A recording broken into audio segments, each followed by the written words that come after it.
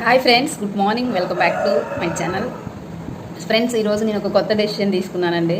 అది వచ్చేసి ఏంటంటే, ఎందుకో నాకు ఈ మధ్య శారీస్ బిజినెస్ స్టార్ట్ చేద్దామని చిన్న ఆలోచన వచ్చింది.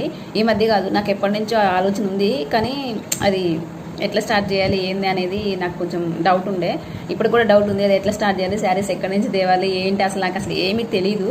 కాకపోతే నాకైతే ఆలోచన అయితే వచ్చిందనమాట. స్టార్ట్ చేస్తే బాగుంటుందేమో అనిపించింది.